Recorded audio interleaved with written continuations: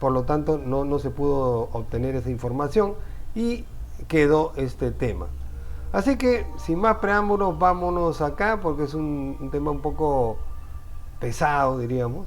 Así que vamos para allá. Comenzamos. Dice, en la Edad Media, una persona corriente recibía a lo largo de toda su vida la información que contiene un ejemplar del diario New York Times. Hoy veremos el apasionante y fascinante mundo del futuro de la robótica y la inteligencia artificial. Veamos qué significa este término de singularidad tecnológica. El ser humano actual es capaz de recordar 90 millones de bytes. Eso es menos que un compact disc. La condición humana se hace cada vez más obsoleta, cada minuto.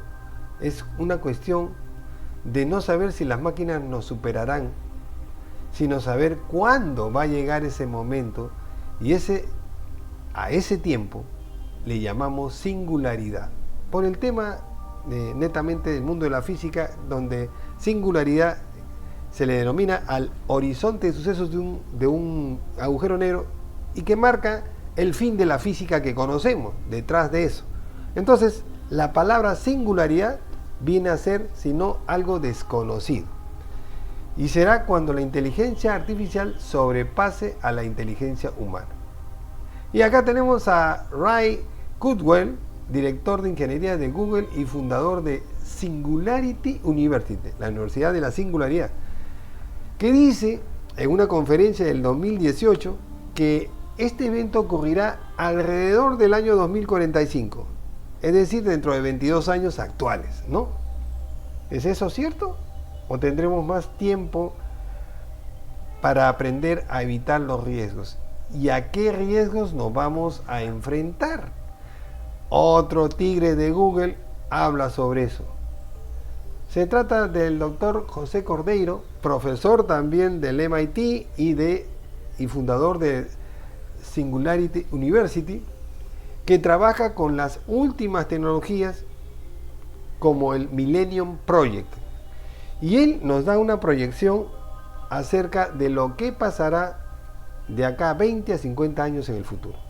En primer lugar, la condición humana. Hasta el siglo XVIII, la norma era la miseria y la pobreza, el hambre y la muerte a los 30 años. Llega el siglo XIX con la primera revolución industrial de la humanidad y esto hace que crezca el 100% en términos de Producto Bruto Interno. El siglo XX creció cerca de 400%. El siglo XXI se calcula que la humanidad crecerá entre 2.000 y 3.000%. Eso significa que estamos viviendo un tiempo, diríamos, el tiempo más increíble de la historia humana en cuanto a despegue económico. En los próximos 20 años habrá más cambios que en los últimos 2000 años. Entonces, la idea de la singularidad, que ha comenzado a popularizarse en revistas, en libros, como la que tenemos acá del Time, que en su número completo dedicado a la singularidad utiliza el año 2045, que es el año donde los futurólogos le llaman el año tarde. El año tarde. ¿Por qué el año tarde? Porque la singularidad tecnológica habrá llegado. ¿Y a qué se define la singularidad tecnológica? Al momento cuando la inteligencia artificial alcanza la inteligencia humana, y eso ocurrirá entre el 2029 y el 2045 como máximo. Ahora no sabemos si eso ya se está cumpliendo y va a achicarse, más bien va a acortarse este término, ¿no? Y como pueden ver, existen algunas consecuencias que serán realmente increíbles. Como el subtítulo de la revista Time dice, The man becomes immortal. Los hombres serán inmortales. ¿Qué significa esto? ¿Es acaso que nosotros no vamos a morir? Obviamente si te cae un piano vas a morir. Pero me refiero a otro término en el tema de salud. Vivimos un tiempo mágico de cambio acelerado, lo vemos. La idea fue popularizada por Ray Kurzweil en el Massachusetts Institute of Technology, en MIT, hace 18 años, en su famoso libro acerca de la singularidad, recomendado por Bill Gates como el mejor libro del futuro, y donde habla cómo las computadoras siguen avanzando de acuerdo a la ley de Gordon Moore, cofundador de Intel, que dice que cada 2 años se duplica el poder de la computadora y se reduce el costo a la mitad, ¿no? Entonces, si seguimos esa progresión, para el año 2029 vamos a tener ordenadores con más transistores que neuronas en nuestro cerebro. Y ese es el inicio de la singularidad tecnológica, cuando la inteligencia artificial alcanza a la inteligencia humana. También será el fin de la edad humana, ya que no habrá nada que nosotros podemos inventar antes que la inteligencia artificial. Y a menos que nos unamos a la inteligencia artificial, que es lo que también está promoviendo, el mundo, para la persona que no se adapte a eso, habrá acabado en el año 2029. Quienes no crean esto, basta, dice José Cordeiro, basta recordarles cómo ha cambiado la tecnología en solo 30 años. Hace 30 años existían las tarjetas perforadas de IBM, una serie de agujeros de 100 por 10. Eso era el equivalente a un K de memoria única. El problema con esas memorias es que no se podían borrar, o sea que tenías un montón de cartones al final. Y por eso se inventaron las memorias electromagnéticas, que sí se podían borrar, pero también eran de un K. Nacía el concepto de el K mecánico y el K magnético, que obviamente por practicidad quedó en el magnético. Luego llegaron los disquetes de 5 1/4 y los pequeños de 1.4 megas, que muchos de nosotros los hemos tenido, ¿no? Y hoy día el estándar en promedio es este USB o pendrive de 128 GB. Ese es el estándar actual. Existen de más capacidad obviamente, pero en promedio es esto. Si esto está pasando hoy en menos de 20 años, ¿qué puede decirse que en 30 años habrá? Si hemos pasado de un K a 128, ¿no creen ustedes que de 128 GB tendremos más transistores o más memoria que el cerebro? Por supuesto que sí. Habrá aparatos más pequeños que incluso las moléculas, y habrá aparatos más poderosos que nuestros cerebros.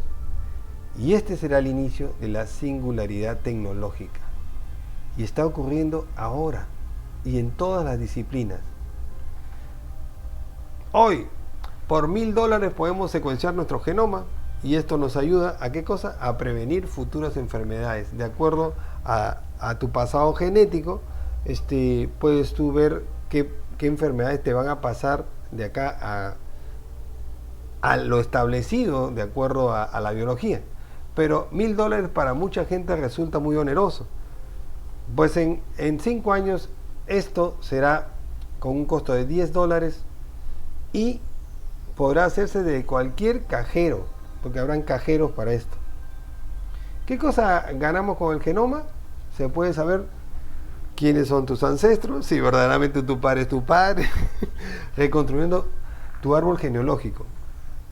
Y bueno, eso es interesante, ¿no? Y te ayuda a prevenir futuras enfermedades, pero lo que puede predecir hacia adelante es lo que va a hacer el boom de acá a unos 10 años. Porque nosotros vamos a poder diseñar a nuestros descendientes y añadir características que no tenemos en nuestro genoma. Entonces, somos la última generación humana. Estamos aquí por probabilidad de nuestros padres o por error. En el futuro vamos a diseñar descendientes que podrán aportar a la humanidad específicamente. Es decir, yo podré diseñar un hijo que sea más investigador que Albert Einstein. Y quizás así sea porque yo lo deseo. Que no habrá un libre albedrío. Yo creo que sí. Porque al final es un ser humano que tiene su propia identidad. Tenemos un problema. Los seres humanos pensamos linealmente y las máquinas evolucionan exponencialmente. Y ahí está el problema. La gente no ve la diferencia porque la mayoría no es estadística, no es matemática. Pero vamos a ponerlo de un ejemplo. Si yo camino 10 pasos lineales, y supongamos que cada paso mío es de 1 metro, entonces a partir del paso número 30 habré avanzado 30 metros, ¿no? Pero si supongamos que yo fuera Superman y que cada paso que doy es exponencial, significa que lo duplico, y después de 30 duplicaciones habré caminado un promedio de 1.000.000 de metros cuadrados y le habré dado la vuelta a Marte. Es decir, unas 60 veces alrededor de la Tierra. ¿Entienden cómo avanza la tecnología? A eso nos enfrentamos. Es imposible que lo biológico alcance a lo tecnológico. Empezamos a ver los cambios exponenciales ahora con la llegada de la inteligencia artificial, y el futuro será muy distinto de lo que pensamos. Probablemente ni siquiera una película actual de ciencia ficción podrá prever lo que viene en el futuro. Así que los futuristas hablan de 4 maneras de ver el futuro, ¿no? Algunos lo ven de forma de mejoría, y otros lo ven de forma catastrófica, ¿no?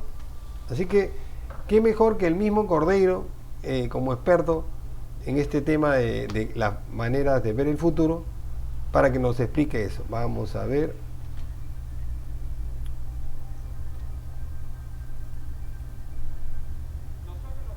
¿Dónde está? ¿Dónde se fue? Esconde la cabeza. Un poco menos malo es ser pasivo como los bomberos cuando hay un incendio. Mucho mejor es ser proactivo.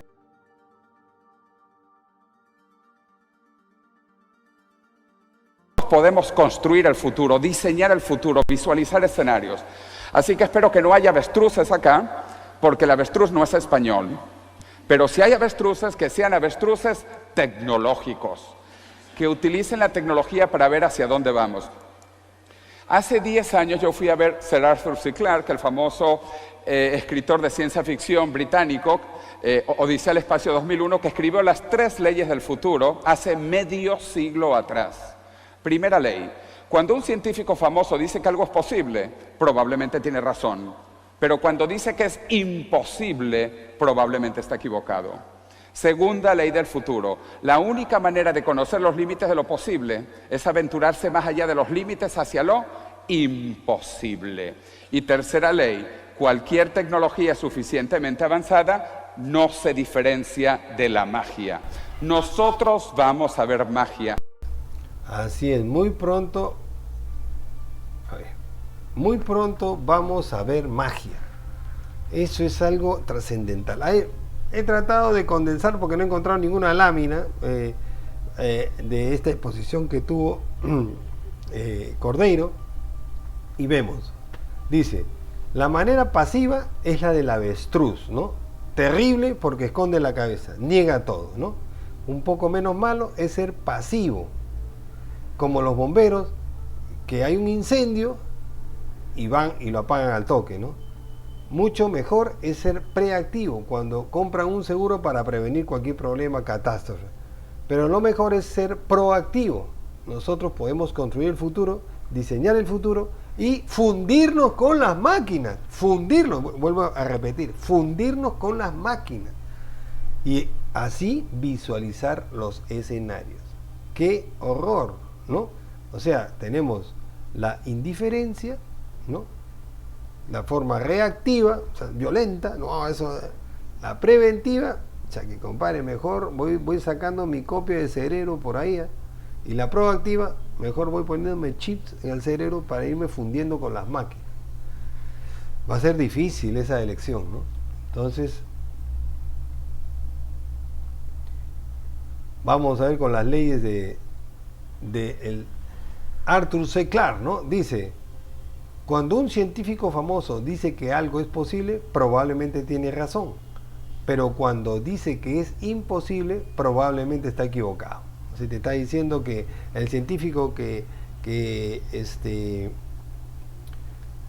que es visionario es el mejor científico, ¿no? Y el que es negativo te dice que es imposible. Ahora, la segunda ley. La única manera de conocer los límites de lo posible es aventurarse más allá de los límites hacia lo imposible. Es decir, ya no puedes pensar en lo que es capaz el ser humano de hacer, sino de lo que no es capaz de hacer ni pensar. Entonces, ahí va otra. La tercera ley. Cualquier tecnología suficientemente avanzada no se diferencia de la magia, o es indistinguible de la magia. Nosotros vamos a ver magia, estamos viendo ya magia, y en los próximos años, ¿qué cosa es la magia? Bueno, algo que tú no entiendes cómo se hace, pero se hace, ¿no?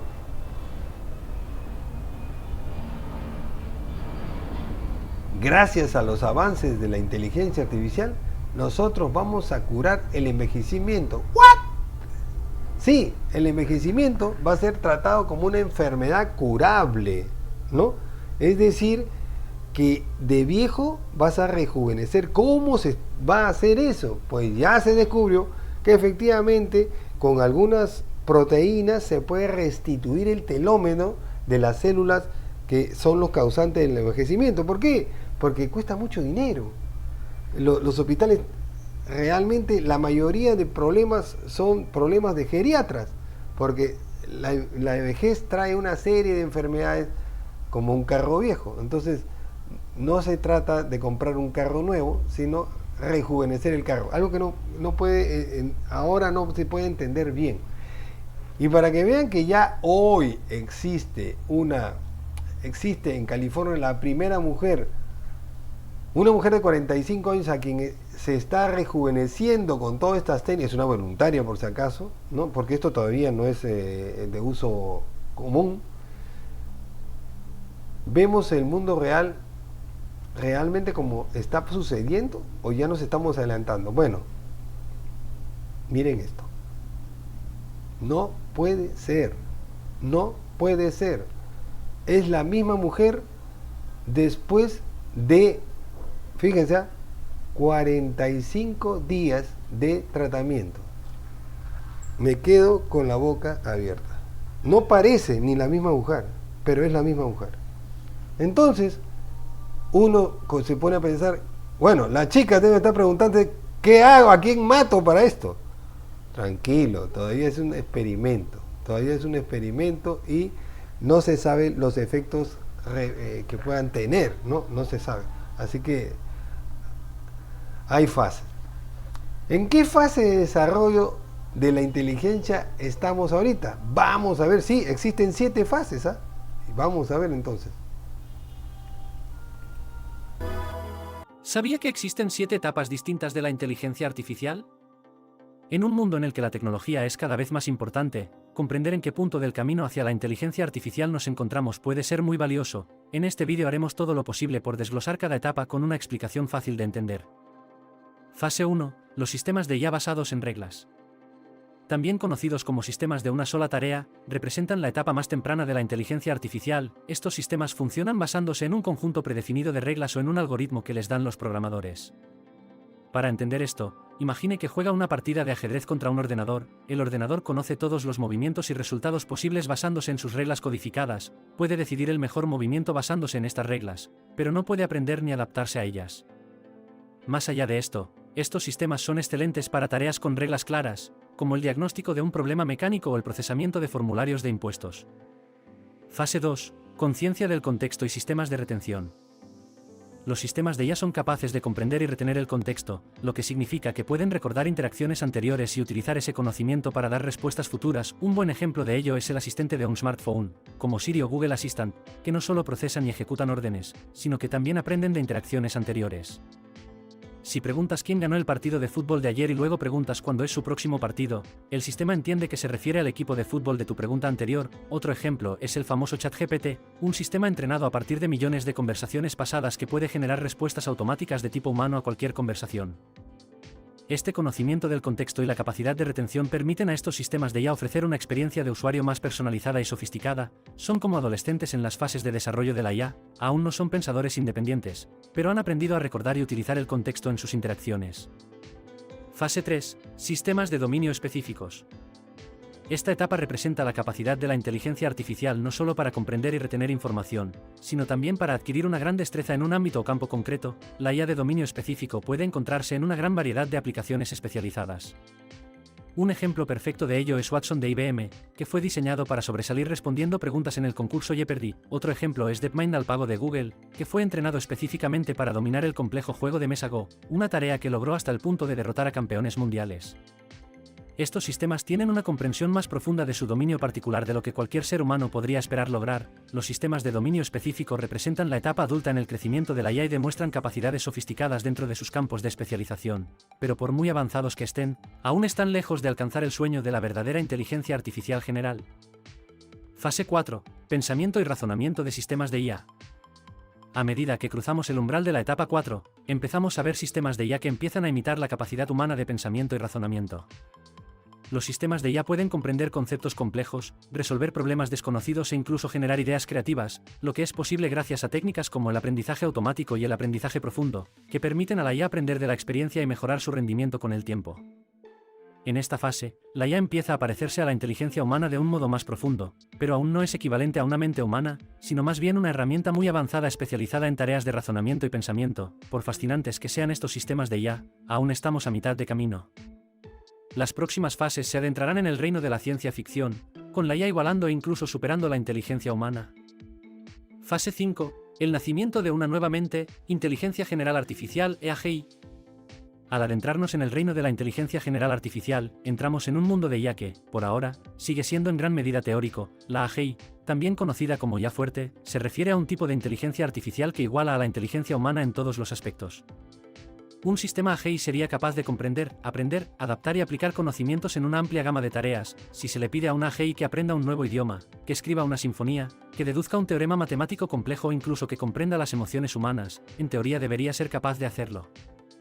Posee conciencia y la capacidad de entender y navegar por el mundo al igual que un ser humano. Sin embargo, hasta ahora AGI sigue siendo un concepto y no se ha logrado aún. Es la frontera de la investigación de la IA y es también donde las cosas empiezan a ser controvertido. ¿Por qué? ¿Qué sucede cuando la IA coincide con la inteligencia humana? ¿Qué viene después? Vamos a averiguarlo. Fase 6. Superinteligencia artificial o EASI. Si usted piensa que las etapas anteriores eran intimidantes, no has visto nada todavía. Entrar en superinteligencia artificial o así se trata de un nivel de inteligencia artificial donde las cosas se ponen muy complicadas, hasta el punto de que es difícil definir qué es la inteligencia artificial y qué no es. Poseen capacidades cognitivas muy superiores a las nuestras. El concepto de así es un mundo en el que la IA puede superar a los humanos en la mayoría de los trabajos económicamente valiosos. No se trata solo de ser capaz de hacer todo lo que un humano puede hacer, sino de hacerlo mejor, más rápido y más eficientemente. Para entender el nivel de inteligencia de un sistema así, imagina un ser humano del tamaño de una hormiga. En comparación, un sistema así podría resolver problemas que los humanos no pueden, como el cambio climático o las enfermedades. Sin embargo, el advenimiento de la inteligencia artificial también conlleva una serie de problemas éticos y de seguridad. El potencial de uso indebido es enorme y el riesgo de consecuencias no deseadas es igualmente significativo. Plantea cuestiones fundamentales sobre el control del poder y la propia naturaleza de la inteligencia y la conciencia. La perspectiva de la inteligencia artificial nos lleva al reino de lo desconocido y es aquí donde nos encontramos con la etapa final de nuestro viaje. Fase 7. La singularidad de la inteligencia artificial. Es un hipotético escenario en el tiempo cuando el crecimiento tecnológico se vuelve incontrolable e irreversible, que conduce a cambios imprevisibles a la civilización humana. Esto se asocia principalmente con el advenimiento de la superinteligencia artificial EASI. El término singularidad en este contexto fue popularizado por el futurista Ray Kurzweil. Se extrae de la física donde la singularidad representa un punto como el centro de un agujero negro donde las reglas como las conocemos parecen romperse. En el contexto de la IA la singularidad representa un punto donde un EASI no solo es más inteligente que los humanos, sino también capaz de mejorar continuamente a sí mismo a un ritmo mucho más allá de la capacidad humana. Este propio mejoramiento puede producir una explosiva aceleración en tecnología avanzada. Esto cambiará para siempre la civilización o terminará con ella, una idea increíblemente interesante y bastante aterradora a su vez. La singularidad, si lo pensamos bien, es el tema en películas como Matrix o Terminator, que plantean un escenario en el que la civilización ha llegado a un estado en el que las máquinas han sobrepasado la inteligencia humana y han tomado el control.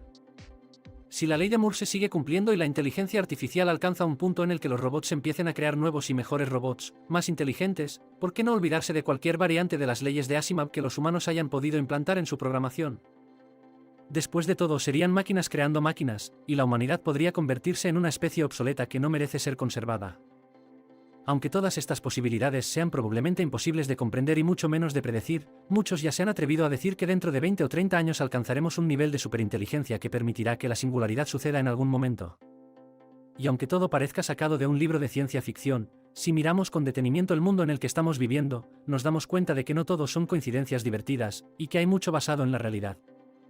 La singularidad se asocia a menudo con predicciones dramáticas, la capacidad de cargar la conciencia humana en un ordenador y la posibilidad de un trastorno social masivo.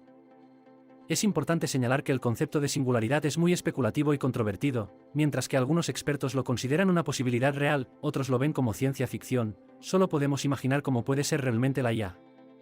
El recorrido en estas 7 etapas nos ayuda a entender el increíble potencial de esta tecnología, los retos y cuestiones éticas que plantea. Al mirar hacia el futuro, una cosa es cierta, el papel de la IA en nuestro mundo solo seguirá creciendo. Listo. Da miedo, ¿no? En 20 años llegará la singularidad tecnológica, impactando tanto en lo biológico como en lo informático, ¿no? Las nanotecnologías serán parte del día a día, ¿no? Y habrá internet en el aire, el polvo estará lleno de máquinas, ¿no? Y entonces ahora el tema queda todavía con el cogno, por eso se habla de vida e info y cogno, que son el software de la vida, ¿no? Veamos toda esta complejidad, cómo es que se traduce por intermedio del mismo José Cordeiro. Partida. En el mundo real tenemos estas 4 tecnologías, nano, bio, info y cogno, y están convergiendo en los próximos 20 años, más o menos 10, en la singularidad tecnológica. Nosotros pensamos que tanto nano, bio, que son el hardware de la vida, e info y cogno, que son el software de la vida, en 20 años vamos a llegar a la complejidad humana y luego la vamos a mejorar, la vamos a aumentar, la vamos a complementar. Nosotros somos en realidad información caminante. Cuando ustedes secuencien su genoma, van a saber que nosotros tenemos 3 gigabytes de información. 3 gigabytes de información. Como yo mostré en este pendrive, yo tengo 128 gigabytes. ¿Cuántos humanos puedo colocar aquí? A ver, los abogados, 128 entre 3. Aquí puedo colocar 42 españoles y un pequeño portugués. A nivel de infotecnología, nosotros estimamos que en 5 o 10 años llegaremos a la complejidad del ratón, 5 o 10 años después la complejidad del mono y 5 años 10 después a la complejidad del humano. Todo va a estar conectado con todo, con las nuevas formas de comunicación. De hecho, los niños nacerán conectados a Internet y lo primero que le van a decir a la madre es que necesitan más banda ancha. Crearemos un cerebro global donde todo estará conectado con todo, el Internet de las cosas. De hecho, los carros van a venir, los coches ya, con inteligencia artificial, y ustedes forman parte de la última generación humana que conduce, y gracias a Dios. Porque los coches del futuro no van a matar millones de personas como hacemos los humanos. Todo estará conectado con todo, los coches del futuro van a ser eléctricos, van a ser inteligentes, y vamos a tener internet planetaria gratis. La inteligencia artificial integrada al cerebro o cogno, así le han denominado. La cognotecnología es la frontera final, ya que el cerebro es la estructura más compleja del universo y los científicos están viendo cómo el cerebro evolucionó y cómo podría evolucionar con la ayuda de la inteligencia artificial. Y cómo seguirá evolucionando una vez que estas dos tecnologías, la biológica y la tecnológica, se unan. Y de hecho, hoy hablamos de crear un exocórtex, es decir, una parte de tu mente conectada a la nube, ¿no? A la cual vamos a conectar nuestro cerebro. Google quiere ser parte de tu cerebro, obviamente, ¿no? Vamos a ver. Ya no está, bueno. Proyectos actuales como el de Elon Musk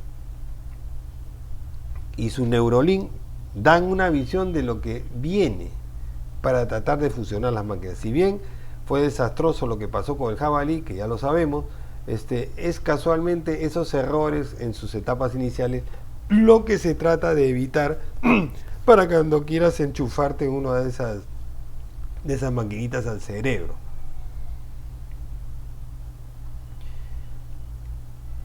En 20 años, en 20 años vamos a tener una inteligencia igual o superior a la humana. El cerebro humano tiene 10 a la 17 operaciones por segundo. Eso es lo que procesa un cerebro humano a los 20 años. Quizás cuando ya tienes 80 baja 10 a la 15.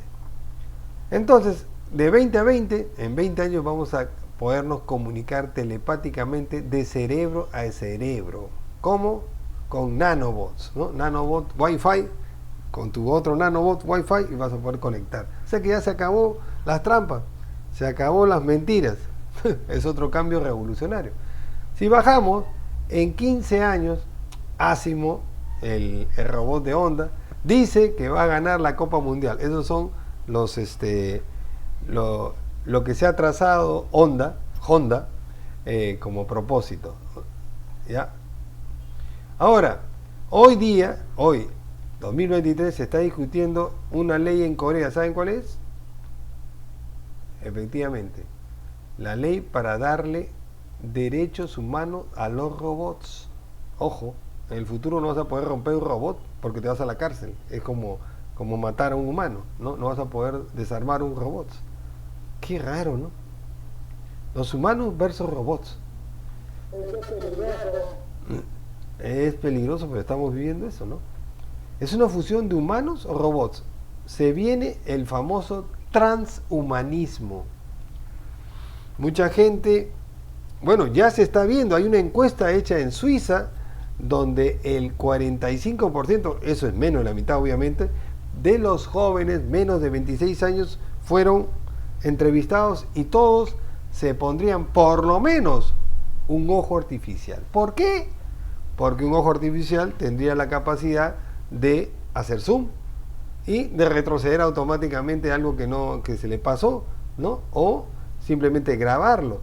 Eso no es un ojo normal, ¿no? Entonces, fíjense, si los suizos, bueno, casi la mitad de los suizos está dispuesto hoy a sacarse un ojo para ponerse un ojo mejorado, ¿qué irá a hacer dentro de 20 años? Será ser obsoleto, ser humano biológico, ¿no? En 5 años dicen que ya no habrá parapléjicos. Y las enfermedades como el Parkinson, el Alzheimer, serán curadas.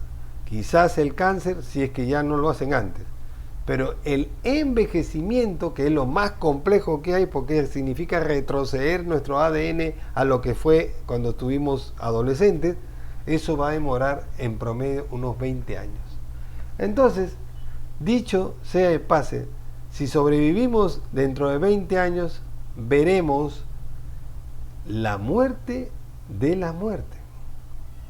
La muerte de la muerte. ¿Qué les parece? Bueno, y casualmente es el título de José Luis Cordeiro, que dice La muerte de la muerte. Es un libro que lo pueden buscar en Amazon y que habla de estas cosas, y fue publicado en el 2018, antes del advenimiento del ChatGPT y todo lo que tenemos ahora. ¿Se dan cuenta? Esto va a pasos agigantados. Y ahí lo dejo para comenzar el debate.